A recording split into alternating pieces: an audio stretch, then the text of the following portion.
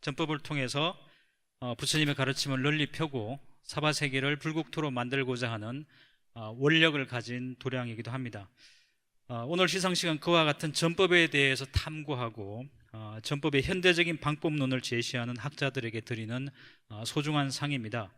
2012년 제1회 전법 학술상 시상식을 가진 이래 여러 불광불자님들의 지지와 성원에 힘입어서 오늘 제5회 전법 학술상을 시상하게 되었습니다. 현재까지 모두 오늘 수상하시는 3분을 포함해서 13분의 수상자를 배출하게 되었습니다. 간략하게 경과 보고를 말씀드리면요, 제5회 학술상 시상식에 대해서 지난 2월 교계 언론을 통해서 5개 분야에 대한 주제를 공모를 했습니다. 그 결과 모두 16편의 그 연구 계획서가 접수되었고요. 지난 10월까지 최종적으로 10편의 학술 논문이 접수되었습니다.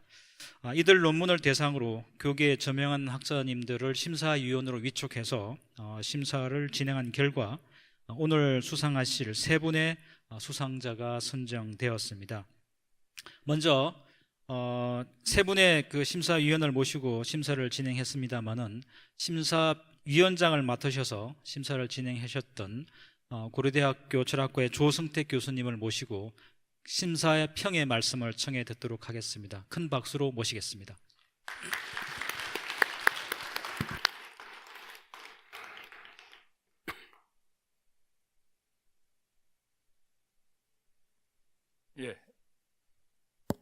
여러분 반갑습니다. 심사평이라기보다는 어떤 심사 소감을 제가 좀 말씀드리고자 합니다. 먼저 제가 가끔씩 저 성경을 읽어봅니다. 근데 성경을 읽다 보면은 우리 불교 경전하고 굉장히 다른 점이 하나 발견됩니다. 예수님이 보면 야단을 많이 치고 굉장히 꾸짖습니다. 어떤 불같이 화를 내는 장면들도 성경에 많이 나옵니다. 근데 그 비교해 보면은 불교 경전에는 부처님께서 화를 내거나 꾸짖는 일이 별로 없습니다. 거의 없습니다. 어떤 때는 이제 제자가 좀 어리석은 질문을 해도 대부분 선제 그러십니다. 어떤 면에서는 굉장히 큰 차이입니다. 불교와 기독교의 큰 차이가 한쪽은 굉장히 나무라고 꾸짖고 비판하고 뭐 이런 어떤 측면이 강한가 하면은 불교 경전에서 보면 늘 칭찬하고, 아까 어떤 제자가 좀 어리석은 얘기를 할 때 이런 질문을 했습니다. 다른 수행자들 보니까 겐지스강에 목욕하면은 하늘나라 태어난답니다. 우리도 목욕합시다. 이러니 부처님께서 정말 나무랄 얘기죠. 나무랄 얘기인데 부처님께서 뭐라고 말씀하시냐면은 그러면 물고기들이 제일 먼저 하늘나라 가 있겠다. 뭐 이 정도 말씀으로 끝이. 제가 본 가장 꾸짖는 말씀이 그 말씀입니다. 제가 이 말씀을 드리는 이유는 어떤 일을 잘 도모하기 위해서, 또 어떤 사람을 잘 이끌기 위해서는 나무라고 꾸짖고 비판하는 일도 뭐 중요하겠습니다만 제일 중요한 것은 칭찬하는 일이라고 생각합니다. 그런 점에서 저는 이 전법상이라고 하는 것, 이것이 전법에 미치는 좋은 영향은 이루 말할 수 없이 크다는 말씀입니다. 우리 지금 한국 불교가 전법이 이렇게 안 돼 있고 저렇게 안 돼 있고 무엇이 문제고 뭐 이런 토론도 많습니다. 뭐 필요합니다만 그것보다 더 중요한 것은 잘 되는 것을 찾아서 자꾸 키워나가는 일이라고 생각합니다. 그런 점에서 벌써 지금 5회의 전법 학술상을 맡게 되었습니다. 그동안에 지금 13명의 수상자가 나왔다고 합니다만, 그러나 거기에 곱하기 3 이상, 곱하기 4 이상의 많은 논문들이, 좋은 논문들이 그동안 나왔었습니다.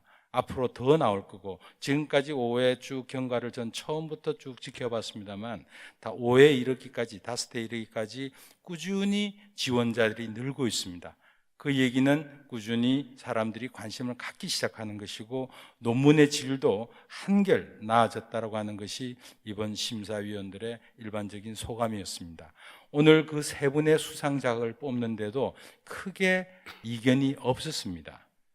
대략 각 학자가 한 5개 정도를 마음에 두고 왔지만 3개로 좁히는 데 있어서 조금의 이인도 없을 만큼 오늘 논문에 한 분 한 분의 그 노고가 큽니다. 그래서 제가 그 논문 하나하나에 말씀드리기보다는 이 상이란 게 어떤 거며, 또 사실 이런 한 사찰에서 이런 어떤 상을 제정해서 꾸준히 해주시는 것이 얼마나 큰 공덕인지, 또 저희 학자들에게는 얼마나 큰 후원이 되는지 이 말씀을 드리고 싶었습니다. 여러분 계속 이 전법 학술상에 관심 가져주시고, 이 상에 보답하는 저희들의 유일한 길은 좋은 논문을 많이 쓰고 좋은 글을 많이 써서 전법이 우리 사회에 크게 좀 빛이 나도록 하는 일이라고 생각합니다. 여러분 다시 한번 감사드리면서 제 심사평을 마치도록 하겠습니다. 감사합니다.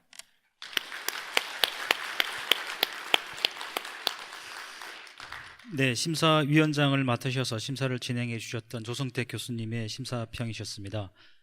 보현행품에 보면 그 부처님의 원력으로 바람일국토를 이루는 중요한 실천 가운데 하나가 칭찬 열애원이 있죠. 일체의 모든 부처님을 칭찬하고 그 마음으로 중생을 칭찬하는 것이 곧 사바세계를 불국토로 만드는 것이라고 하셨는데, 그런 맥락으로 이 전법학술상이 참 중요하다라고 하는 말씀을 해주셨습니다. 바쁜 일정에도 불구하고 이렇게 심사를 진행해 주시고 또 이렇게 평을 위해서 이 자리 시간을 할애해 주신 조성태 교수님께 다시 한번 큰 박수 부탁드리겠습니다. 네, 다음으로는 오늘 수상하실 수상자들의 면면을 소개해 올리도록 하겠습니다. 먼저 김진무 선생님이신데요. 전법상 올해는 3분 다 전법상을 수상하시게 되었습니다. 1991년에 동국대학 선학과를 졸업하시고 동대학원에서 석사를 하셨습니다. 그리고 중국 남경대학 대학원에서 박사를 하셨고요. 전 동국대학교 불교문화연구원 부교수, 그리고 저서로서는 중국 불교 사상사, 중국 불교의 거사들이라고 하는 책들이 있고요. 현재 원광대와 연세대학에 출강하고 계십니다. 다음으로 조원봉 박사님을 소개해 올리겠습니다. 1978년에 영남대 정치외교과를 졸업하셨고요. 한양대 대학원에서 석사를 하셨고 동국대 대학원에서 윤리문화학을 주제로 철학 박사를 받으셨습니다. 윤리문화 학회장을 지내셨고요. 가천대와 동서울대 강사 등을 역임하셨고 한국 리더십 윤리문화라고 하는 저서를 갖고 계십니다. 현재 동국대를 충학하시면서 심리 상담 지도사로 활동하고 계시기도 합니다. 다음으로 최원섭 교수에 대해서 소개해 올리겠습니다. 1995년 동국대 불교학과를 졸업하셨고요. 동대학원에서 석사를 하셨고 2014년 동대학원에서 불교학을 주제로 철학 박사 학위를 받으셨습니다. 전 성철사상연구원 전임연구원을 역임하셨고 불광연구원 개건연구원으로 처음 저희 연구원이 개원할 때 같이 동참하셨습니다. 금광대학교 BK 교수를 지내서 현재는 동국대에 출강하고 계십니다. 오늘 그 수상하실 3분께 뜨거운 박수 부탁드리겠습니다.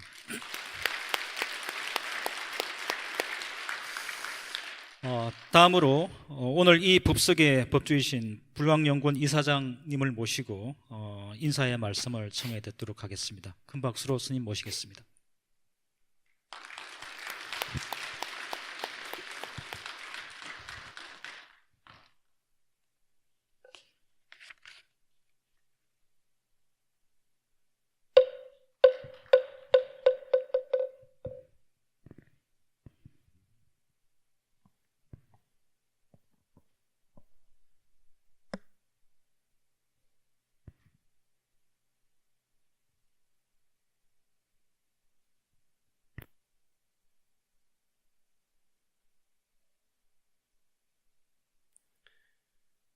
감사합니다. 해마다 이맘때가 되면 한 해를 돌아보며 다사다난했다는 말을 합니다. 지난 한 해 역시 수많은 일이 있었고 국가적 차원에서도 어려움도 많았습니다.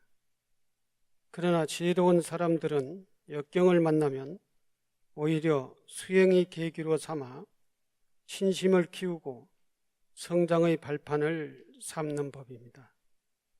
최선을 다해 한 해를 살아오신 모든 불광 형제들께 격려의 박수를 보냅니다.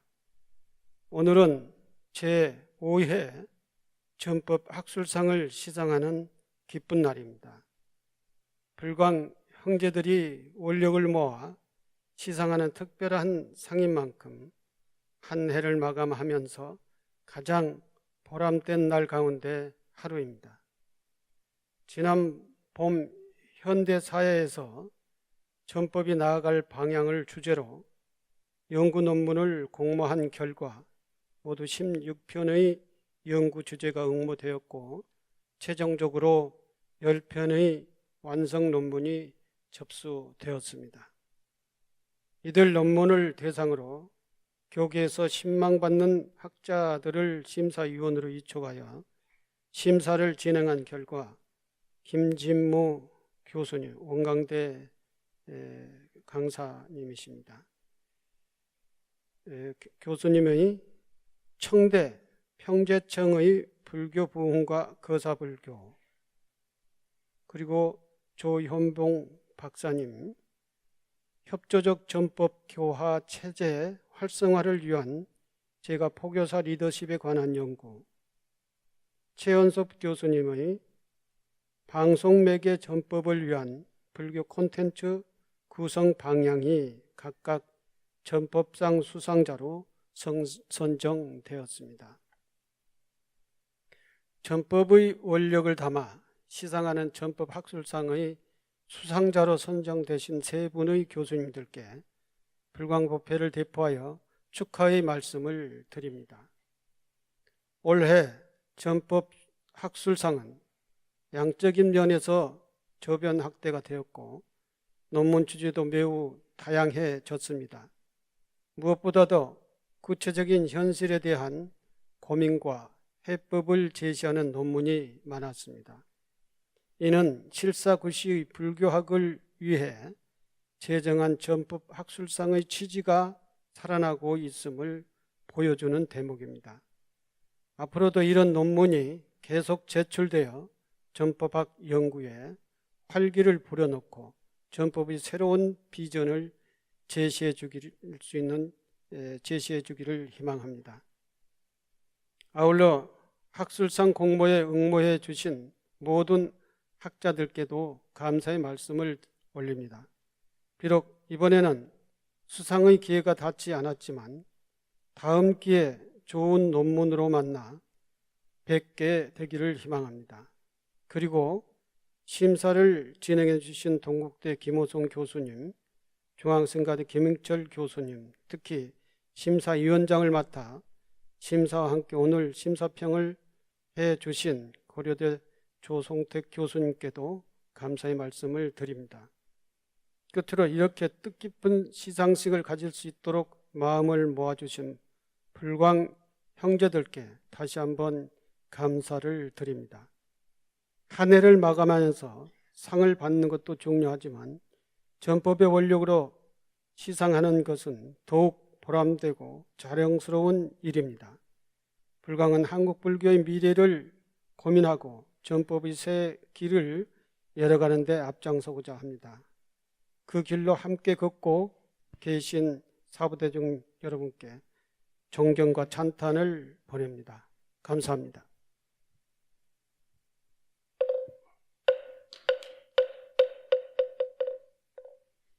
네, 스님 그 자리에 그냥 계셔 주시기 바랍니다.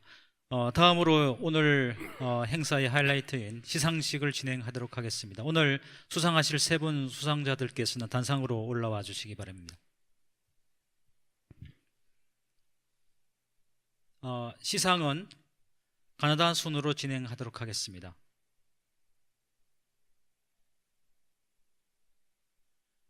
김진모 선생님, 그 다음에 조현봉 선생님, 최원섭 선생님 순으로 시상식을 진행하도록 하겠습니다.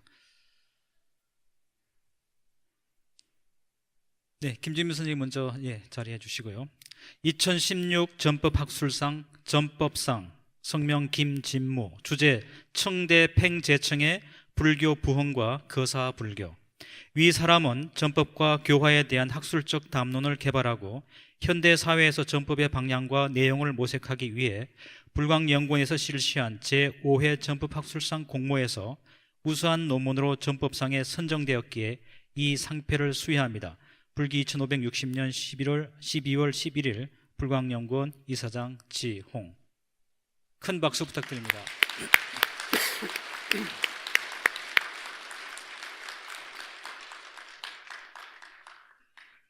네, 꽃다발까지 받으시고.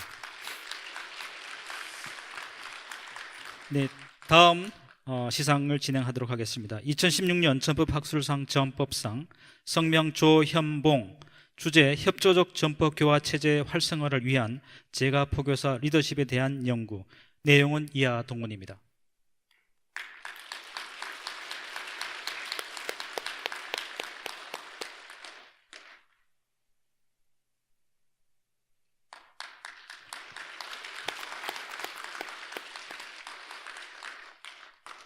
네, 다음 수상자에 대한 상을 시상하도록 하겠습니다. 2016년 전법학술상 전법상 최원섭, 주제 방송매개 전법을 위한 불교 콘텐츠 구성 방향 연구, 내용은 이하 동문입니다.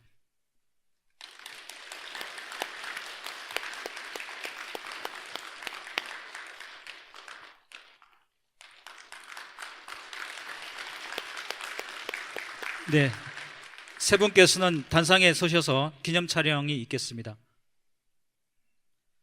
지난 여름 동안, 올 여름이 참 더웠는데요. 여름 동안 이 좋은 옷걸이를 쓰시느라고 고생하신 세 분의 수상자에게 다시 한번 큰 박수로 격려해 주시기 바랍니다.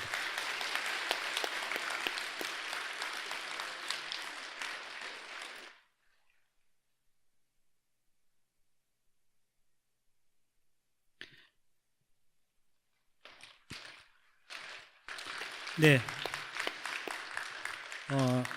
시상을 진행해 주시고 인사말 해주신 해주 스님께도 다시 한번 큰 박수 부탁드리겠습니다. 이제 오늘 수상하신 수상자들로부터 논문에 대한 그 개요에 대해서 간략하게 발표를 청해 듣도록 하겠습니다. 한 분당 15분씩 시간이 정해져 있으니까요. 발표해 주신 분들께서는 시간 유념하셔서 핵심 요지를 말씀하실 때 쉽고 재밌고 유익하게 말씀해 주셔야 됩니다. 그럼 먼저 첫 번째 수상을 하신 김진무 선생님의 발표 요지를 청해 듣도록 하겠습니다. 큰 박수 부탁드리겠습니다.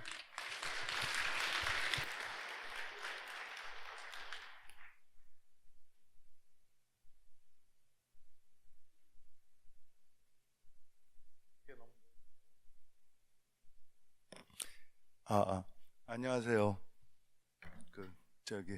진짜 무식하다 그래갖고 김진무입니다. 제가 전 PPT를 잘 못해갖고 친구한테 부탁했더니 제 저수를 이렇게 표지에 담아놨네요. 제가 발표할 논문은 이제 청대 팽제청의 불교부흥과 거사불교라는 제목으로 청대에 있어서 불교가 한국도 마찬가지지만은 조선시대 한국 불교가 쇠락한 것처럼 청대 불교도 상당히 쇠락했는데요. 그때 이제 유학을 기반으로 한 유학자가 불교를 이제 어떻게 부흥시키는가 하는 그런 부분에 있어서 초점을 맞춰서 논문을 썼습니다. 제가 사상사 전공이라요. 주로 이제 사상사적인 역사적인 관점에서 많이 이제 접근을 했습니다. 간략하게 이제 제 논문을 발표하기로 하겠습니다. 목차는 서원하고 이제 명청 시기 불교 현황, 그리고 이제 팽제청의 시대의 인식과 불교 사상, 그다음에 팽제청의 거사불교 재창과 근대불교의 영향, 이렇게 목차를 잡았습니다. 서원에서는 이제 전체적인 중국 불교의 흐름이 어떻게 진행됐는가 하는 걸 밝혔고요. 중국 불교는 우리가 아는 것처럼 그렇게 자연스럽게 서역에서 전래된 게 아니고요. 중국 황실에서 강제로 민간에 이식을 했습니다. 그 이유는 이제 거대한 제국의 통치를 위해서 이제 통치 이념이 필요했던 거죠. 그런 과정들을 이제 간단하게 설명을 했고요. 특히 이제 동한 위진 남북조를 거치면서 이제 불교가 중국 그 모든 사상계의 핵심으로서 가장 이제 그런 주도적인 중국 사상의 주도적인 역할을 했습니다. 사상뿐만 아니라 모든 정치나 그 모든 면에서 이제 전체적인 주도적 헤게모니를 갖고 끌고 갔었죠. 그러다가 이제 수당대에 와서 이제 불교의 융성에 자극을 받은 유교와 도교에서 이제 그 좀 자체적 반성적 발전이 일어나서 수당대는 유불도 삼교의 정립이 일어나기 시작했습니다. 근데 그 송대에 오면요. 그 송태조가 갑자기 불교가 이제 옛날에 노회찬 의원 말처럼 한 300~400년 불교를 통치 이념으로 사용하다 보니까 어느 정도 이제 불합리한 측면이 나타나서 그 당시에 이제 불교의 모든 심성 이론과 여러 가지 다양한 이론을 흡수해서 일어난 이학, 우리는 성리학으로 흔히 알려져 있는데요. 중국에서는 이학이라고 칭합니다. 이학이 이제 통치 이념으로 삼게 됩니다. 통치 이념으로 지배대 오르기의 자리에 올라가게 되면서 이제 서서히 불교는 쇠락하기 시작합니다. 하지만 그 당시에 이제 조사선이 새롭게 흥기되면서 여전히 상당한 교세를 어느 정도 유지하게 됩니다. 그리고 조사선의 발전은 다시 이제 정토 사상이 다시 일어나게 됩니다. 그 조사선에서는 최종적으로는 당하즉시, 즉 지금 이 자리가 바로 진리의 현현이다라는 것이 논증이 되니까, 자 그렇다면은 지금 이 자리가 바로 정토의 현현 아니냐 해서 그러한 측면으로서 이제 정토 사상이 또 유행을 하게 됩니다. 하지만 그 명대에 가면요, 명태조는 주원장은 이제 아시다시피 승려 출신이죠. 승려 출신의 황제가 반란을 통해서 새롭게 황조를 열었는데요. 아마 주원장은 자기와 같은 승려 출신의 반란자가 또 나타날까봐 아주 철저하게 불교를 통제하기 시작합니다. 즉 사찰의 스님들이 사찰 밖에서 어떤 사사로운 인연관계를 맺는다든가 혹은 사찰을 떠나서 속가에서 머문다든가 하면은 무조건 머리를 베고, 그렇게 숨겨준 사람은 3,000리 밖으로 유배를 보낼 정도로 아주 철저하게 불교를 통제하기 시작합니다. 그래서 결국은 민중과 불교 스님들이 민중하고 차단시켜 버리니까 결국은 물고기한테 더 이상 물을 안 주는 그런, 거의 불교가 괴멸에 처하기 시작합니다. 그리고 또한 전체적으로 모든 불교 사찰을 승록사로 해서 완전히 국가의 통제 속에 집어넣고, 또한 철저하게 이제 도첩제를 채택해서 모든 사람은 40세, 남자는 40세 이후에 겨우 출가가 허용되고요, 여자는 50세 이후에 출가가 허용될 정도로, 그리고 철저하게 이제 3년에 한 번씩 시험을 봐서 도첩을 시험에 떨어지면 도첩을 회수하는 그런 상황에 처하게 됩니다. 더군다나 대종 이후에는 도첩을 사사로이 매매할 수가 있어 갖고, 아주 그때 당시에 이제 원징 스님의 계고록이라는 논서에 보면은 승가가 아주 철저하게 타락해 버립니다.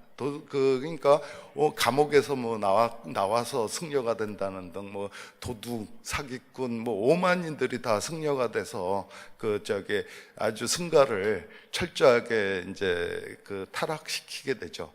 그렇지만은 이제 명말에 양명학이 창도되면서 다시 양명학은 철저하게 이제 육조단경을 바탕으로 왕수인이 이제 심학을 그 육구위원회 심학을 재구성해서 출연한 학문인데요, 사상인데요. 양명하게 갑자기 시대적인 어떤 사상계의 시대 사조가 돼버립니다. 그 외에 힘입어서 불교계에서는 다시 그 운서주깅, 자백진가죠. 자진백가 누가 잘못 썼네요. 그 자백진가, 감산덕청, 우익지육의 이른바 명대 4대 고승이 출연해서 겨우 이제 불교의 명맥을 잇게 됩니다.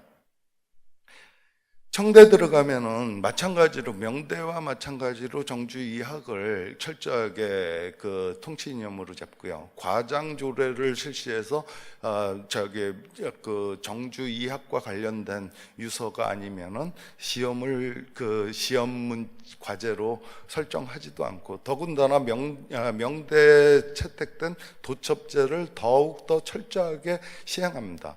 그리고 그렇지만은 청대의 특징은 황제들은 모두 불교를 신봉합니다.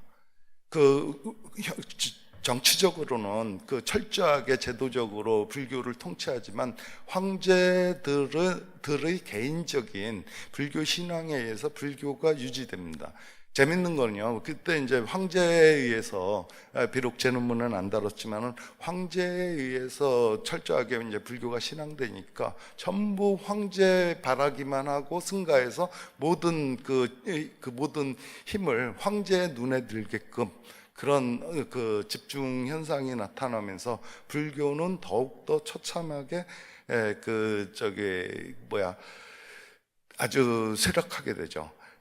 그런 사이에 그 불교를 오히려 지켜준 사람은 이학을 기반으로 한 팽제청 같은 이학자들입니다.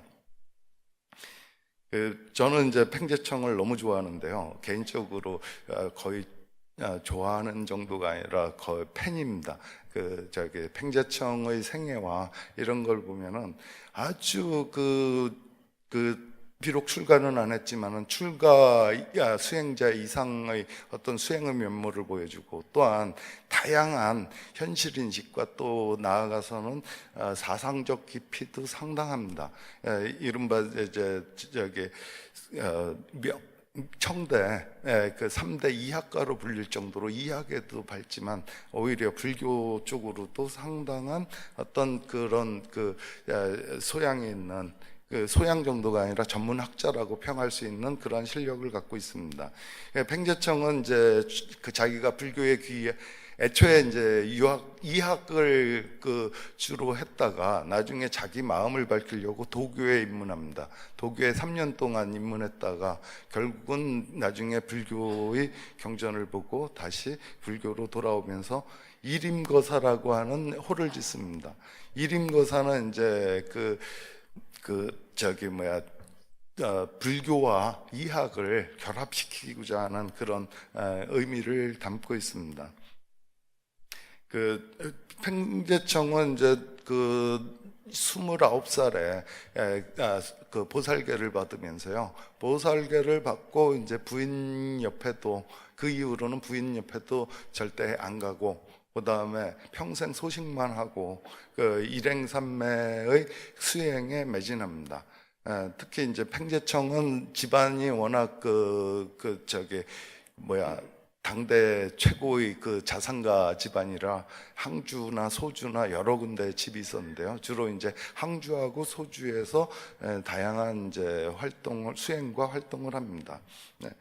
팽제청의 임종계는 상당히 멋있어서 제가 상당히 제 논문에 신경을 써서 번역을 해놨는데요. 이건 나중에 전법학에 나오면 한번 보시기 바랍니다. 팽제청의 저술은 이학과 불교의 모순점을 해결하는 일승결의론이 있고요. 그 다음에 화엄 사상과 정토 사상을 결합한 화엄연무 삼매론이 있습니다. 그리고 선과 정토의 모순점을 해결하는 정토삼경 신론이라는 책이 있습니다. 저술이 있고요. 거사전과 선여인전이라고 하는 거사불교와 관련된 책이 있습니다. 기타의 다양한 책이 있는데요. 그거는 생략하기로 하겠습니다. 팽제청의 사상적 특징은 명대 4대 고승의 저술들을 보면서 불교에 입문했기 때문에 특히 운서주경의 화엄하고 정토를 결합시키는 그러한 그 사상이 주류를 이룹니다. 물론 팽제청의 저술에는 이제 조사선과 여러 가지 다양한 천태 화엄 및 밀교까지 다양한 저술이 있지만은 주된 사상적 제요를 보자면은 이제 화엄과 정토의 융합이라고 할 수 있습니다. 그리고 그 전에 제가 좀 생략을 했는데요. 명대 양명학이 유행하면서 갑자기 조사선이 어마어마한 각광을 받습니다. 근데 그 양명학의 특히 태주학파 쪽에서는 자기네들이 오종 그러니까 임제 등의 선종 오가보다 그 양명선이 더 뛰어난 선이라고 자청을 하면서 오히려 아주 좀 과격한 선풍을 드러냅니다. 그걸 갖다가 이제 광선이라고 칭하는데요. 그 양명학 쪽에서 양명선을 제창하고 오히려 조사선의 기풍보다 가풍보다 더욱 과격한 선을 행하니까 광선이 나타나니까 불교계에서는 오히려 그 조사선보다는 오히려 계율과 그러니까 교학에 더 집중하는 반대의 경향을 보입니다. 그래서 팽제청도 마찬가지로 특히 이제 화엄하고 정토의 그런 어떤 그 사상에 더욱 집중하지 않았나. 그 대표적인 이제 4대 고승이 운서주경이고요. 그 팽제청의 업적은 아주 다양하게 평가할 수 있습니다. 근데 그 팽제청의 저술에서 이제 거사전하고 선여인전이 있는데요. 그 저술을 한 이유는 바로 거사불교를 제창하기 위해서 한 것으로 봅니다. 그 거사전이 56권으로 되어 있는데요. 제 논문에서는 그 팽제청의 친구인 왕진이 쓴 왕진의 서문은 아주 짧습니다. 그래서 온전한 서문을 다 실어놨는데요. 그 팽제청의 그 서문, 그 왕진의 서문에서는 거사신 설법이라는 용어가 2차례나 나타납니다. 즉 그걸 다양하게 해석할 수 있는데요. 거사의 몸으로 설법하기 위해서 바로 거사전을 찬술했다, 이런 의도로 볼 수 있고요. 그때 당시 심지어 옹정제 이후에는요, 사찰 내에서 재회조차도 무슨 팔관제니 이런 재회조차도 철저하게 그 국가의 허락을 받아야지만 진행할 수 있을 정도로 스님들의 어떤 종교 활동에 상당한 제약이 있었던 상황입니다. 그들은 그런 당시에 오히려 팽제청은 바로 오히려 이런 그 국가 승려들의 그 어떤 전법 활동은 철저하게 국가로부터 통제를 받으니까 오히려 거사의 신분으로 거사들이 전법에 나서야 되지 않는가 하는 그런 의도로 거사전을 찬술했다고 보여집니다. 또 그 당시에 청대에서는 여인들을 제자로 삼는 게 거의 그런 일이 없었던 시대인데 팽제청은 여인들을 제자로 삼습니다. 제자로 삼아서 바로 여러 경전을 전수하고 하는데요. 그 여인들을 위해서 바로 선여인전을 찬술한 게 아닐까. 물론 팽제청이 그런 내용을 기록한 적은 없어요. 하지만 여러 가지 상황으로 그렇게 평가할 수 있다고 저는 봅니다. 이러한 팽제청의 거사불교는요, 후대에 특히 이제 중국 불교가 근대에 있어서 백령교도의 난하고 태평천국의 난으로 인해서 중국 불교는 완전히 초토화되죠. 이른바 명청대 이미 국가적 통제로 철저하게 쇠락했는데 거기다 백령교도의 난과 태평천국의 난에 의해서 거의 그 흔적도 없이 거의 명맥이 끊길 상황이 됩니다. 그때 바로 그 양문회가 일어나는데요. 바로 양문회가 거사불교를 제창하는데 바로 팽제청의 사상적 맥을 이어서 거사불교를 제창한 게 아닌가 그러한 생각을 해봅니다. 그리고 그 양문회의 그 거사불교는 이후에 구양경문이 그 여징이니 여징 이렇게 이어져 갖고 현대 모든 대만을 비롯해서 중국 본토는 물론이고 대만을 비롯해서 화국권의 모든 법맥은 바로 양문회로부터 진행됐다고 해도 과언이 아닙니다. 이런 측면에서 양문회의 팽제청의 거사불교 제창은 상당한 그 사상사적 의미와 또한 현대에 있어서도 여러 가지 그 담론을 논할 수 있습니다. 그리고 팽제청의 거사불교는 근대 시기에 바로 양문회로 이어져서 그 다양한 심지어 제가 그 중국 불교의 근대에 활동한 거사불교 단체를 조사했을 때 최소한 그 1,500개가 넘는 그런 거사불교의 단체들이 출연해서 활동합니다. 다시 말하여 이미 송대 이후에 불교는 중국의 사상계의 사상계에 떠나버리죠. 근데 이제 근대에 이르러서 비로소 다시 중국 사상계의 정면에 다시 등장합니다. 이러한 것들이 바로 그 팽제청이 거사불교를 제창한 어떤 가장 큰 업적이 아닐까 합니다. 제가 너무 간단하게 발표했는데요. 나머지는 전법학에 실린 제 논문을 보고 많은 질정을 부탁드립니다. 발표 마치겠습니다.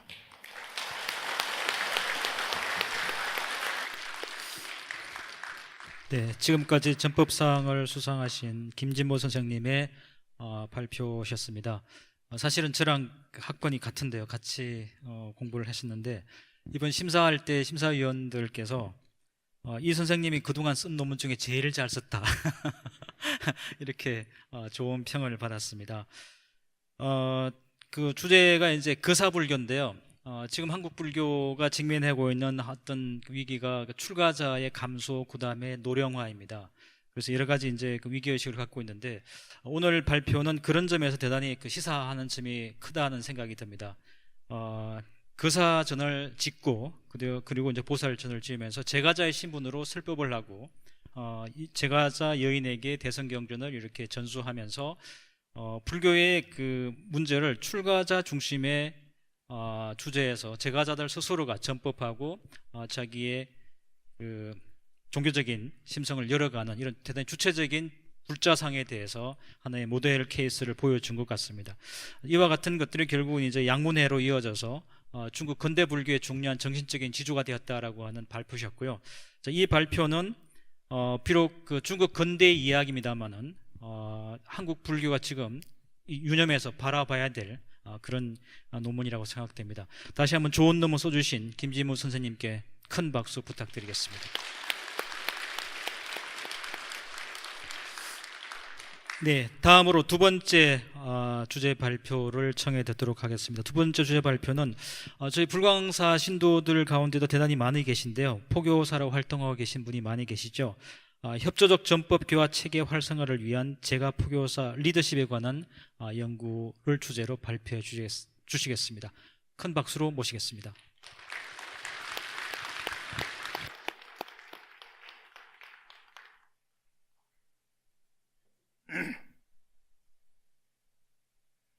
방금 소개받은 조현봉입니다. 저의 논문을 발표드리도록 하겠습니다. 저의 논문 제목은 협조적 전법 교화 체제 활성화를 위한 제가 포교사의 리더십에 관한 연구가 되겠습니다. 사실 오늘 우리 사회를 정보사회라고 이야기하지 않습니까? 정보사회라고 하는 것은 모든 일상생활이 정보화되고 또 정보통신기술이 생활화되는 그런 사회를 말하는 거죠. 또 우리의 사회와 삶은 편리함을 추구하고 또 풍요로움과 개성을 중시하고 있지 않습니까? 그러다 보니까 삶과 인생에 대한 진지한 성찰을 별로 소중스럽게 생각하지 않는 것 같아요. 종교 영역에서도 다종교 사회에 따라서 종교 경쟁이 심화되고 또 세속화가 가속화됨에 따라서 저출가 현상이 나타나고 있다 하는 것이죠. 이러한 기술적, 사회문화적인 변화는 전법 교화 환경을 변화시키고 이에 따라서 전법 교화 활동도 다양화되고 전문화되고 통합화될 수 있는 근본적인 대책이 요구된다는 것이죠. 이러한 대책 가운데 하나로 출가자와 재가자가 협조된 전법 교화 체제를 수립하고 이를 활성화시키기 위해서 출가자와 재가 표교사의 리더십이 발휘된다는 것이 제 생각입니다. 현재 우리 종단의 전법 교화 활동은 선임과 포교사를 중심으로 진행되고 있는데요. 선임들은 수행과 기도와 설법을 통해서, 포교사들은 신행과 지도와 봉사를 통해서 전법 교화 활동을 펼치고 있죠. 이러한 과정에서 선임과 포교사의 역할과 기능이 명확하게 설정이 되어 있지 않다는 거죠. 따라서 협조적 전법 교화 체제를 갖다가 만들기 위해서는 선임과 포교사의 기능과 역할이 명확하게 설정되고 또 이것이 긴밀하게 협조되어야 한다 하는 겁니다. 우선 선임은 정법을 널리 현창하고 전법을 기획, 지도, 감독하면서 이러한 과정을 통해서 부처님의 가르침이 어떤 것인가 하는 타당성을 제시할 수 있어야 되겠고요. 포교사님들은 이러한 정법을 적용해서 신행을 지도하고 스님들의 전법 활동을 지원하면서 어떻게 하면 성과를 제고시킬 것인가 하는 그런 기능이 활성화되어야 되는데요. 이를 위해서는 바로 선임과 포교사의 협조된 리더십이 발휘된다 하는 겁니다. 그러면은 제가 포교사의 리더십은 어떤 리더십이 되어야 하는가? 기본적으로 제가 포교사의 리더십은 선임의 리더십을 정교하게 뒷받침할 수 있는 그런 리더십이 되어야 된다는 거죠. 우선 불교적 리더십이 한다는 것이고, 그 다음에 관리적이어야 하고, 세 번째는 윤리문화적이어야 한다 하는 겁니다. 불교적이라고 하는 것은 포교사의 기본 업무가 불법을 홍포하고 교화 활동을 하는 것이기 때문에 부처님의 가르침을 잘 적용해서 대중들의 신심과 원력을 행동력으로 이끌어내는 리더십이 되어야 되겠다는 것이고, 관리적이어야 한다는 것은 제가 포교사는 전법 교화 활동의 중간 관리자이자 리더라는 것이죠. 그래서 제한된 포교 자원을 효율적, 효과적으로 관리하고 또 선임과 신도 간의 의사소통을 활성화해서 동기화를 시켜 역동성을 이끌어내는 그런 리더십이 필요하다는 것이죠. 이러한 모든 리더십은 윤리문화적인 그와 같은 방법으로 수행되어야 한다는 거죠. 다시 말해서 그 리더십이 타당성도 있고 또 실제적인 가치에 부합할 수 있도록 균형적으로 조화하고 올바로 실천될 수 있도록 해야 한다는 것이죠. 무엇보다도 제가 포교사의 리더십은 제가와 출가자의 협조된 시스템 속에서 선임의 리더십에 연계되어서 발휘된다 하는 겁니다. 자, 그러면은 제가 포교사의 리더십의 모형을 간단하게 설명을 드릴 텐데요. 제가 포교사의 리더십의 하나의 작동 원리라고 할 수 있는 개념체계는 기본적으로 리더십 이론과 부처님의 가르침이 잘 반영된 리더십이어야 한다는 거죠. 그래서 윤리문화적인 사고와 행동 체계를 바탕으로 해서 리더십을 적절하게 결합시키는 것인데, 이러한 작업을 위해서는 우선 리더는 보편적 당위와 실제의 가치를 고려해야 한다는 것이죠. 보편적 당위라고 하는 것은 리더십에서 반드시 고려해야 될 그와 같은 하나의 행위를 말하는 것이죠. 예컨대 자리 이타와 같은 것이라고 할 수 있겠죠. 실제적 가치라고 하면은 모든 사람들이 일상사에서 추구하는 부나 명예나 권력이나 또는 자유나 평등, 복제와 같은 그와 같은 하나의 가치를 말하는데, 이런 당위와 가치는 실제 리더십 상황에서 항상 대립되고 모순을 보일 수밖에 없다는 거죠. 그래서 리더는 리더십 과정을 통해서 이 당위와 가치를 균형적으로 조화시키고 올바로 실천하는 것입니다. 균형적 조화라고 하는 것은 어떤 기존 관행이라고 해서 무조건 따르거나 수용하는 것이 아니라 사려 분별을 하고, 또 무조건 비판하거나 반대하는 것이 아니라 대안을 제시해서 적절하게 조절하는 것을 말하는 것이죠. 올바른 실천이라고 하는 것은 모든 것을 강요나 타협을 해서 이루어지는 것이 아니라 자율적으로, 또 감정에 의해서 이루어지는 것이 아니라 이성적으로 행동하는 것을 말하는 것이죠. 근데 실제로 이와 같은 조화와 실천을 하기란 쉽지 않는 것이죠. 왜냐하면 이 세상에서 누구에게나 통할 수 있는 원칙이라든지 원리가 없다는 것이죠. 그래서 결국 리더는 여러 가지 상황에서 서로 결단을 할 수밖에 없는 것인데, 이러한 결단을 올바로 하기 위해서는 리더가 항상 올바른 품성과 인격과 인성을 가져야 되는데, 그것이 바로 리더의 덕이라고 볼 수 있는 것이죠. 제가 포교사는 이런 덕을 잘 구비를 해야 되고, 이 덕을 바탕으로 해서 좋은 목적과 올바른 수단을 모색을 해서 모든 개인들이 자아실현을 할 수 있고, 더불어서 공동 목적을 이룰 수 있도록 방향을 제시할 때에 비로소 모든 사람들이 자발적이고 긍정적이고 적극적으로 움직일 수 있는 진정한 영향력을 이끌어낼 수 있다 하는 것이죠. 이걸 부처님의 가르침과 결합시켜서 봤을 때에 부처님의 가르침인 정법을 보편적 당위로 삼고, 부처님께서 전도 선언에서 말씀하신 대로 안락이란 것을 실제적인 가치로 삼아서 중도의 원리를 바탕으로 조화를 시키고, 팔정도를 통해서 올바로 실천할 수 있는 지혜와 자비와 실천의 덕을 구비하는 것이죠.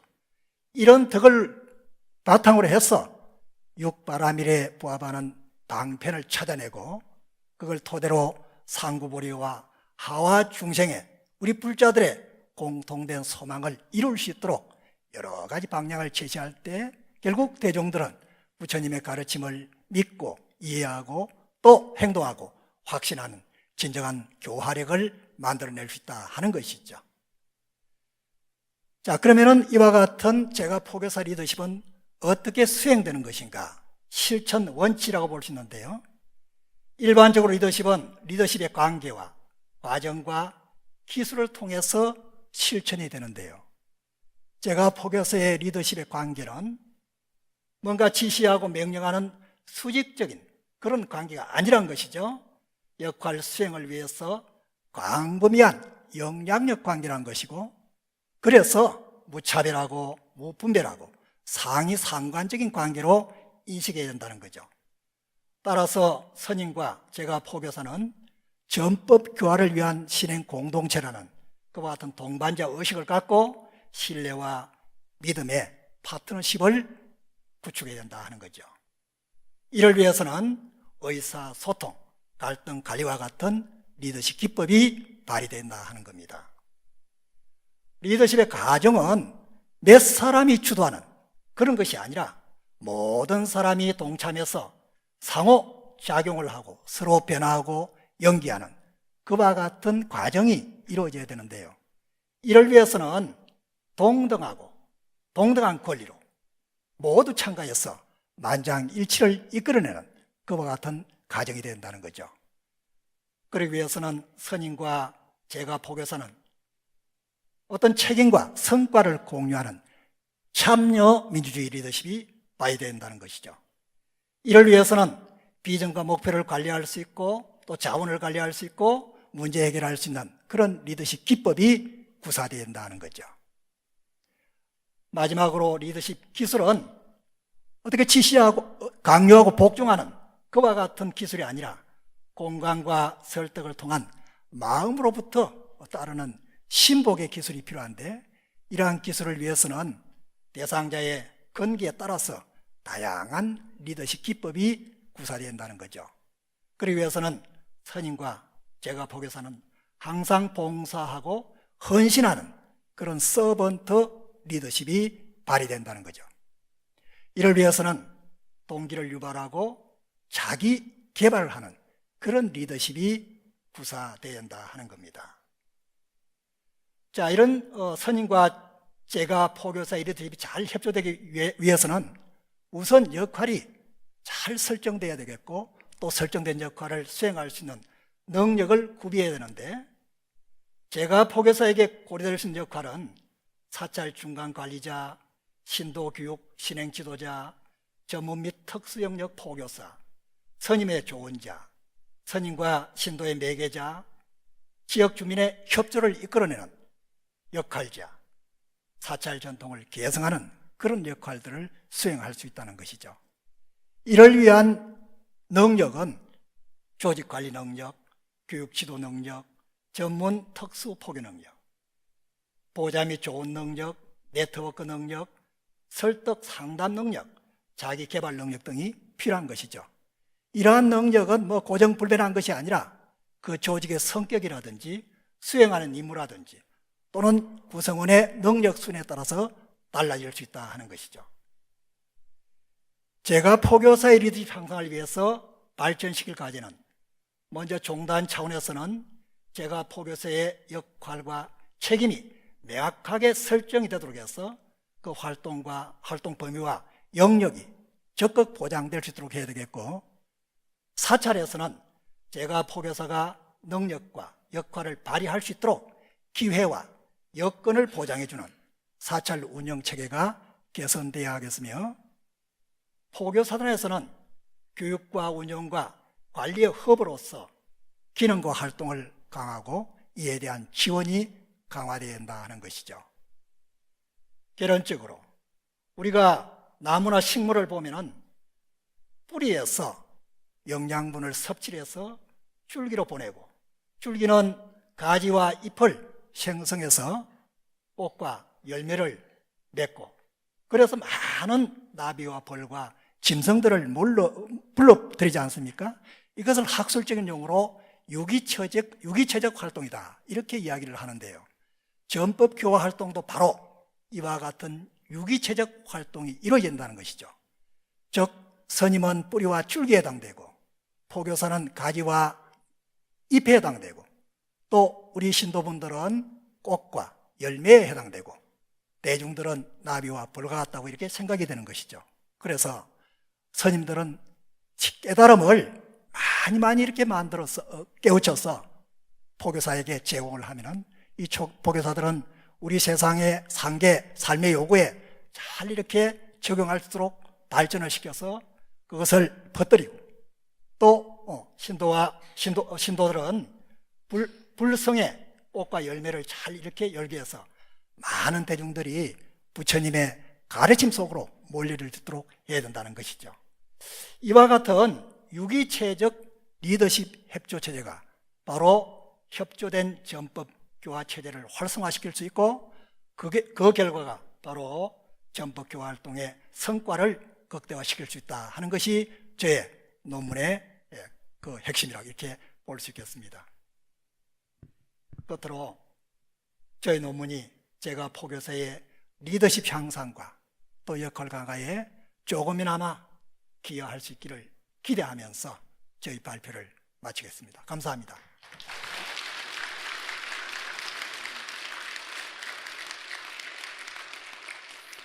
네, 지금까지 조현봉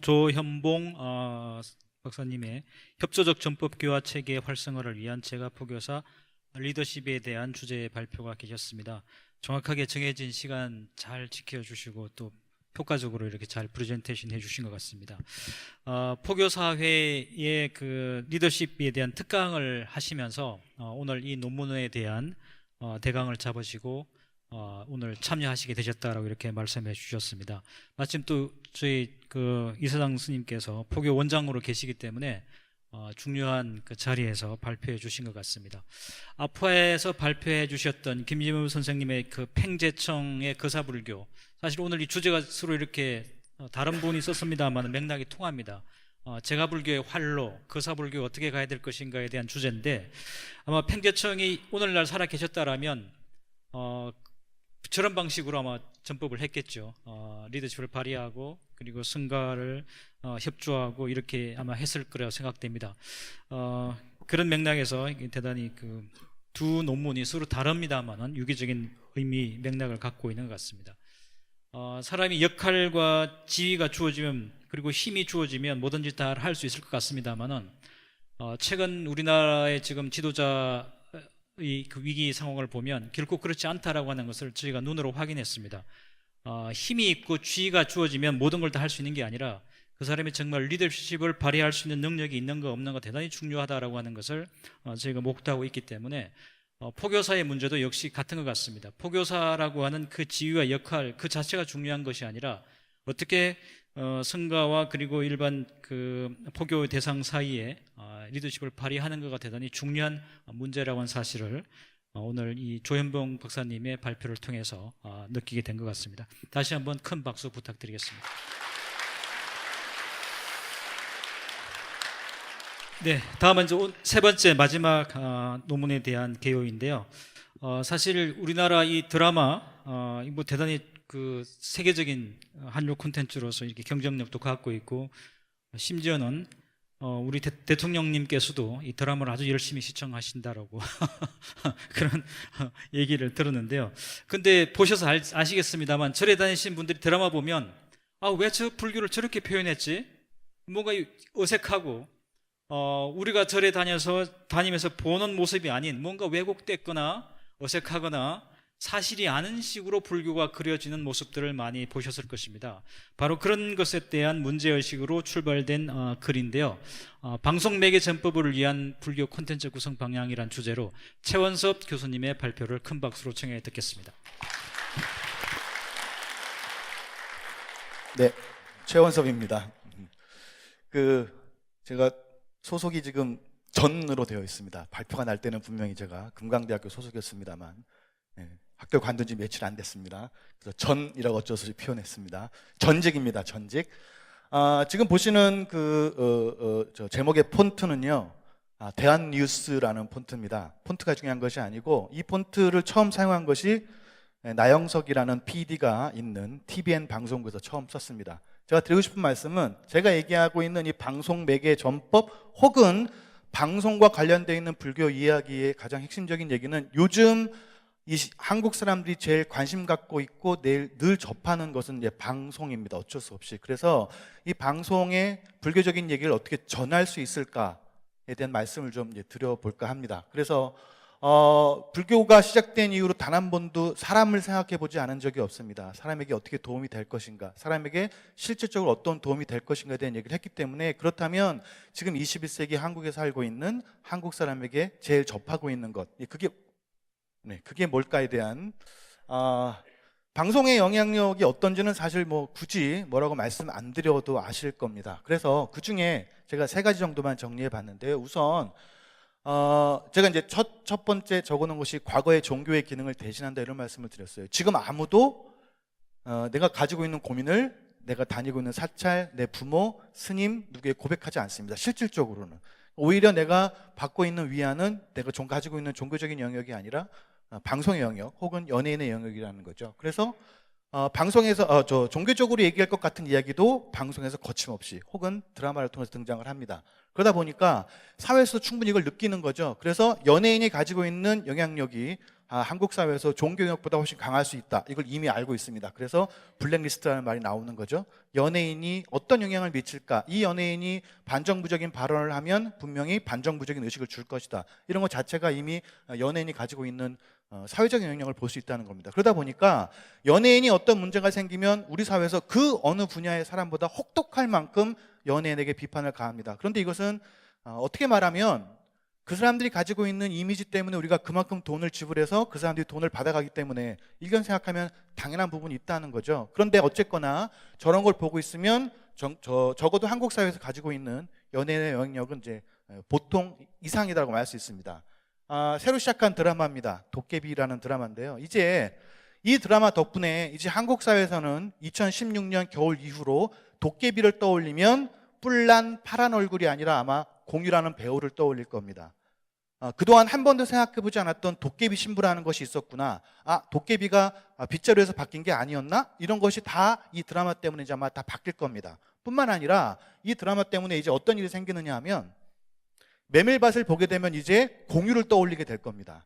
저게 도깨비 신부가 아닐까? 이런 걸 떠올리게 될 수밖에 없습니다. 그러면 우리는 도깨비란 드라마 하나를 보고 끝나는 것이 아니라 저 도깨비란 드라마가 하려고 했던 굉장히 많은 것들을 동시에 접하고 있다는 거죠. 이게 알게 모르게 우리에게 계속 자극을 주고 교육을 시키고 있는 겁니다. 뿐만 아니라 이번 주, 그러니까 어제 그저께 방송된 도깨비 내용을 보고 있으면 아예 죽음의 의미가 뭐냐, 죽을 때 네가 어떻게 살아야 되느냐, 종교적인 역할을 드라마가 아예 직접 하고 있습니다. 그래서 어렸을 때 60년대 만났던 프랑스 만난 친구 나이 들 때 저승 갈 때 그렇게 얘기하는 거죠. 네 선택대로 살았기 때문에 너는 잘 산 것이다. 이런 얘기합니다. 그러니까 더 이상 드라마가 드라마로 끝나는 게 아니라 종교 영역을 이미 넘어서서 종교 역할을 하고 있다는 뜻입니다. 방송에 비치는 혹은 미디어에 비치는 우리 불교의 모습의 단면입니다. 최근에 여러 가지 사건이 있었는데요. 그중에 이거 보셨을 겁니다. 아무개 최아무개라는 사람이 등장을 하니까 한결같이 언론에 이런 얘기가 나왔어요. 괴승, 라스푸틴이라는 사람이 괴승이랍니다. 괴승. 다 아시다시피 승자는 스님이란 얘기입니다. 그런데 이 사람은 보시다시피 수도원과 성지를 다니면서 예언을 했지 출가한 적이 없는 사람입니다. 무슨 말씀이냐면 종교적으로 어떤 사람인지 잘 불분명하지만 아무튼 딱히 성직자는 아니고 그러면 우리 사회에서 암묵적으로 승자를 붙인다는 거죠. 요승, 괴승 이런 표현 씁니다. 이거 불교적으로 보면 굉장히 불교를 폄하하고 있는 내용이라고 볼 수 있는 거죠. 미디어에도 실제 이런 걸 등장을 합니다. 이거는 조금 됐습니다. 16년 1월 4일 날 방송된 육룡이 나르샤라는 드라마의 한 대목입니다. 팔관회를 설명하고 있는데요. 밑에 자막을 굳이 넣습니다. 고려시대 토속신에게 제사를 지내는 어떤 행사다. 다 아시다시피 팔관회는 불교와 관계된 행사들입니다. 근데 이거 그냥 방송에 나온다는 거죠. 자, 이건 한번 제가 퀴즈 삼아 하는 건데요. 성균관 스캔들이나 나온 이 드라마에 나온 한 장면입니다. 여기 오게티가 있습니다. 제가 제목을 써놨습니다만 잘 보시면 성균관이라고 하는 것은 유교를 이데올로기로 삼고 있는 조선의 관리를 키워내는 학교입니다. 그런데 여기에 도서관에 보시는 것처럼 묘법연화경이 붙어 있는 거죠. 우리로 얘기하면 국가고시를, 국가시험을 본 공무원 연수원에 북한 이정물이 들어가 있는 거 거의 동급의 개념들입니다. 근데 이것은 사실은 드라마 작가나 PD의 역량의 문제가 아니라 저 소품을 준비한 어떤 누군가가 이 한문만 나오면 이거는 우리라 거랑 상관없는 거로 비친다는 거죠. 거기에 경이 나오면 이건 무조건 유교 경전으로 비친 것처럼 읽힙니다. 아마도 그랬을 겁니다. 뒷얘기를 들어보면 이 한적, 이 한문으로 된 이 전적을 협찬한 것이 불교계 출판사인 우리 출판사래요. 아마 그래서 쓸려간 모양입니다만, 물론 이게 저는 제발 불교계의 포교의 한 방법이었으면 참 좋겠습니다만, 하나 더 보겠습니다. 뿌리기 푸른 나무라는 드라마의 한 장면입니다. 영상을 사실은 더 보셔야 되는데 사진을만 다 준비했습니다. 이것 역시 조선시대의 무관 집무실입니다. 근데 보시면 뒤에 병풍을 보세요. 병풍 알아보시겠어요? 이 뒤에 반야, 바라, 밀다가 보이죠? 조선시대의 관리 사무실, 집무실의 병풍이 지금 반야신경 병풍이 되어 있는 거죠. 이건 역시 드라마 내용과 아무 상관없는, 그러나 사실은 이 시대와 맞지 않고 있는, 그러니까 이 이데올로기와 맞지 않는 그런 내용들입니다. 저런 거는 왜 생길까요? 일단 기본적으로 불교 관계된 것이 한자이기 때문입니다. 일반 사람들에게 한자는 더 이상 문자가 아니라 이제 그림인 시대가 왔기 때문이고요. 저것이 불교인지 이건지 별 의식들이 없기 때문이기도 합니다. 자, 광고가 있습니다. 2012년 대한항공에서 한 라디오 광고의 멘트입니다. 보시면 불자들의 성지순례가 끊이지 않으며 세계 3대 불교적지가 있는 곳 미얀마, 신을 향한 믿음이 황금빛 희망을 만들고 있다. 이게 라디오에 실제로 나온 방송 광고 내용입니다. 느끼시겠지만 미얀마라는 것과 더더군다나 불자들이 가야 될 성지순례에 신을 향한 믿음이라고 붙으면 이건 불교를 뜻하지 않게 왜곡시키는 일들이 생기는 거죠. 그럼 이런 일들이 왜 생기는 걸까? 이거를 하고는 싶지만 저걸 점검받을 기관이 없습니다. 제가 좀 됐는데요. 포교원에서 했던 방송 관계된 토론에 참석한 적이 있는데 제가 이 얘기를 했어요. 왜 방송에서는 불교적인 것을 점검받지 않습니까? 왜 자문을 받지 않습니까? 그랬더니 방송 현장에 있는 분들 한결같은 얘기가 공식적으로 자문을 받을 기관이 없다고 얘기를 했습니다. 종단에서 이 역할을 해주지 못한다는 얘기죠. 그래서 불교와 관계된 것들은 자문 없이 계속 본인들이 그냥 알아서 정리되는 일들이 생깁니다. 그래서 제가 관심 갖고 있는 것은 미디어 혹은 방송 매체를 통해서 불교를 전법할 때 그냥 불교적인 내용이 나온다, 스님이 나온다, 사찰이 나온다고 좋아할 일이 아니라 그것을 어떻게 일반인들도 볼 수 있게 만드냐는 겁니다. 방송은 절대로 불자들 대상으로 하는 게 아닙니다. 일반인들을 대상으로 하는 겁니다. 그렇기 때문에 방송이 하려면 어떻게 되느냐? 모든 사람들이 볼 수 있는 그런 내용을 전달해야 된다는 겁니다. 그래서 지금 보시는 내용은 꽃보다 청춘이라는 방송이 어쩔 수 없이 나오는 불교적인 내용이 등장을 했습니다. 그래서 이 제작진이 이 불교적인 내용을 어떻게 일반화시키는가를 보실 수 있는 패턴인데요. 일단 이게 부처님 스님들이 아침에 탁발 나가시는 장면을 보여주고 있는 건데요. 이 그림은 아마 대한민국 예능 방송사 최초로 아마 나왔던 장면이라고 생각을 합니다. 그리고 전체 버전으로 나옵니다. 짤막하게 보여주는 게 아니고요. 그래서 여기에 자막을 넣습니다. 가급적이면 불자가 아닌 사람도 이 장면을 보고 불편하지 않을 내용으로 담고 있는 거죠. 부처의 마음을 담고자 하는 이들이 모여서 만들어낸 장관이고, 그리고 이 의미는 사람이 만든 가장 아름다운 선이다라고 공양을 바꿔서 표현하고 있습니다. 그래서 이렇게 가능한 이유는 뭐냐면 이 제작진이 사용하고 있는 시점, 이 제작진이 바라보고 있는 시점이 보시다시피 사람을 보는 사람을 찾는다는 겁니다. 이 지금 하고 있는 행동들은 종교적인 맥락이 아니라 사람이면 누구나 할 수 있는, 사람이면 이렇게 해야 되는, 그러니까 종교적인 문제를 보지 않고 사람으로 보기 때문에 자막 역시 내 마음에서 덜어낸 욕심이 다른 이들의 굶주림을 채운다. 그리고 그걸 다시 나눠 가진 아이들이 나누어 가지는 것이 부끄럽거나 창피한 일이 아니다라고 바꿔주는 거죠. 여긴 어디에도 불교적인 용어를 사용하고 있지 않습니다. 그러나 이렇게 하기 때문에 일반인들도 종교적인 맥락과 상관없이 이 그림을 받아들일 수 있는 거죠. 그래서 방송매개 전법에 실제로 표현하는 것은, 제가 표현하는 것은 불교 매뉴얼이라고 표현을 합니다. 방송 제작자들에게 실제로 불교는 이렇게 만들어야 된다, 혹은 불교는 이런 맥락이 있다라고 알려주는 시스템을 만들었으면 하는 겁니다. 첫 번째가 그 매뉴얼이 하는 첫 번째 역할이 우선 보신 자문 역할을 하는 방식입니다. 이 매뉴얼에 적어도 자문을 할 수 있는 내용을 담는다는 건데요. 두 번째, 오히려 더 큰 역할이 이제 두 번째 이 내용입니다. 불교 문화의 원형을 탐색하자는 건데요.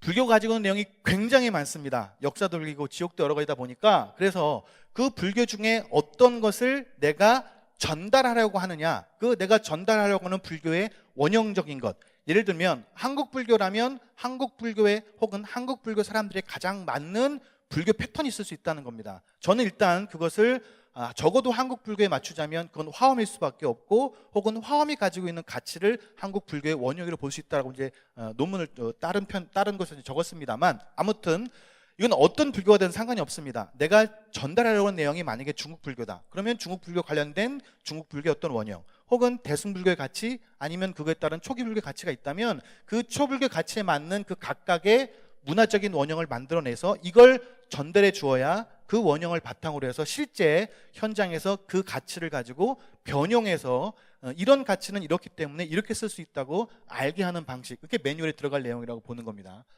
그 다음에 또 하는 내용은 불교를 직접 용어를 사용하는 게 아니고요, 이 매뉴얼에 들어갈 내용입니다. 실제 그 불교가 가지고 있는 구조와 주제 중심으로 전달하자는 겁니다. 예를 들면 삼법인은 우리가 알고 있는 불교의 기초교리로 알려져 있는데 저는 여기에 약간 반대를 합니다. 삼법인은 기초교리가 아니라 인도불교 교리다. 이게 무슨 말씀이냐면 불교를 처음 만나는 사람들이 이걸 기초교리로 전달을 하기 때문에 처음 불교를 접한 사람이 불교를 보자 맨 첫 문장 이런 거 나옵니다. 재행무상 일체계고. 이것 때문에 가지고 있는 불교의 편견이 있다는 거죠.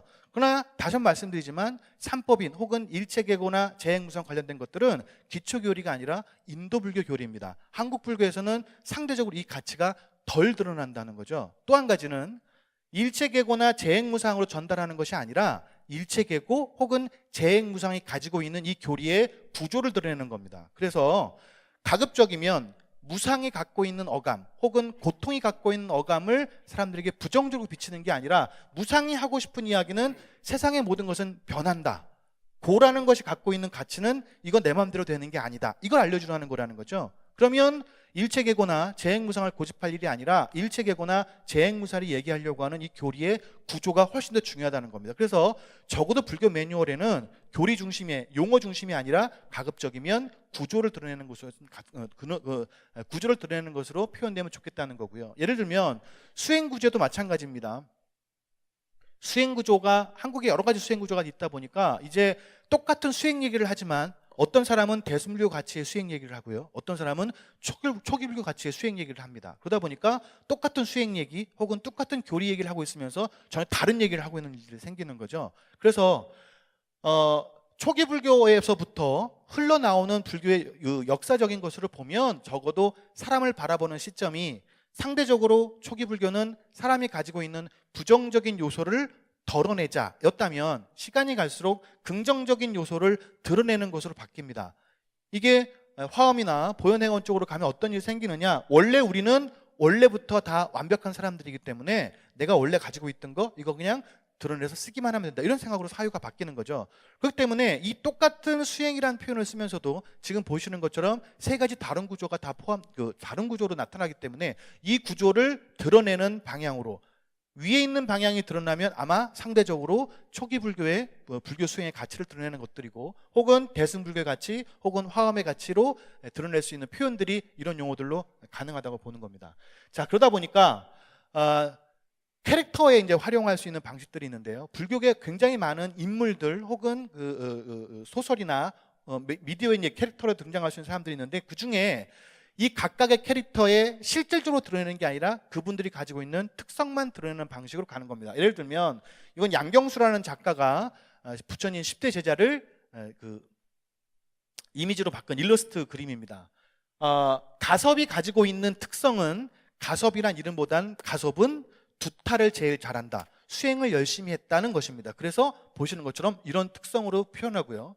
안한다는 학문을 제일 잘한, 그러니까 과거에는 다문제라고 했습니다만 요즘 말로 바꾸자면 학문을 제일 잘한 캐릭터, 혹은 우바리가 가지고 있는 지게제일의 특성은 이 사람이 이발사 출신이기 때문에 그 사람이 가지고 있는 특성만 표현하는 방식으로 바꿔서 표현할 수 있다는 거죠. 그렇다면 이렇게 특성이 가능한, 특성으로만 캐릭터를 드러낼 수 있는 것도 역시 이 캐릭터들 각각에 대한 문화적인 원형이 생기면, 불교적인 원형이 갖추어지면 그 원형에 따라서 마찬가지로 변형을 자유롭게 할 수 있는 일들이 생긴다는 겁니다. 마지막으로 드릴 말씀은 이 불교 매뉴얼을 포함해서 종단 차원에서, 포교는 물론입니다만 종단 차원에서 혹은 공식적으로 불교 관계된 곳에서 포털센터를 만들어서 거기서 실제 이 미디어를 제작하는, 방송 매체를 제작하는 분들과 서로 연락을 주고받는 그런 센터가 만들어지면 하는 것이 불교 매뉴얼이 바라보는 방송 매개 전법의 최종적인 것이라고 말씀드릴 수 있습니다. 12시입니다. 마치겠습니다. 고맙습니다.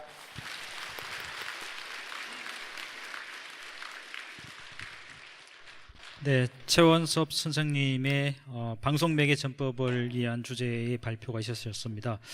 시간 잘 지켜주셔서 좋은 발표 감사드리고요. 유담으로 하나 말씀드리면 최원섭 선생님의 그 사모님은 현재 그 불교 방송의 무명을 밝히고 오랫동안 진행해온 작가이십니다. 김수정 작가님이신데요. 잠시 일어나시죠.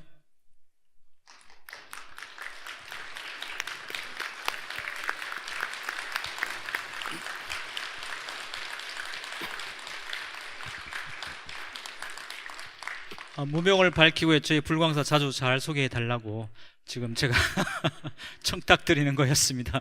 아마 저 논문을 쓰는데 아마 많은 도움을 주셨냐라고 물어봤더니 전혀 그렇지 않다. 각자 자기가 열심히 잘했다라고 이렇게 말씀하셨습니다.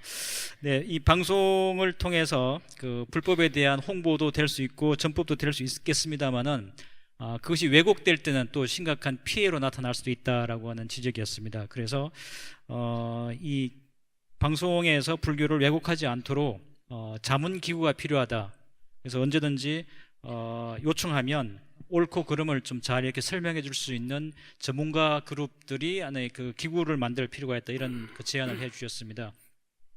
사실 저도 첫 직장이 그 불교 TV에서 5년 동안 일했던 거였는데요. 이 방송이 제일 그 쫓기는 게 사실은 시간과의 싸움입니다. 그래서 이렇게 전문가 찾아다닐 시간이 없습니다. 정해진 시간 내에 정확하게 방송해야 되기 때문에 그러다 보니까 자기가 아는 영역 속에서 그냥 그 현업에 있는 사람들이 자기 판단으로 그냥 이미지화 시키는 경우가 많은데 그런 사람들이 그와 같은 왜곡을 저지르지 않도록 그 자문 그룹들을 만들고 기구를 만들어야 된다라고 하는 유익한 제안이었고요. 그다음에 이제 이 불교 문화를 이렇게 그 운영에 대한 제시들을 선제적으로 우리가 해 나가야 된다는 것과 불교를 어떻게 나타낼 것인지에 대한 매뉴얼을 만들고 그것을 포털 사이트를 통해서 누구나 그 방송 제작자들이 참고할 수 있도록 할 필요가 있다라고 하는 대단히 그 현실적이고 구체적인 제안들을 해 주셨습니다. 다시 한번 큰 박수로 격려 말씀 부탁드리겠습니다.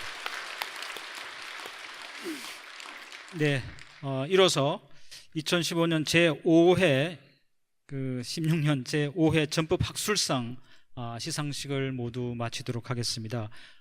오늘 좋은 논문으로 그 발표해 주신 분은 물론이고 연구 계획서를 제출해 주셨던 16분 선생님들 그리고 최종 옥고를 제출해 주셨던 10분의 수상자는 비록 되지 못하셨습니다만 그분들이 있어서 오늘 이와 같은 뜻깊은 자리가 마련되게 되었습니다. 다시 한번 이 자리에 서지 못하셨습니다만 저희 전법 학술상에 대해서 관심을 갖고 논문을 써주셨던 그분들에게도 큰 박수 부탁드리겠습니다.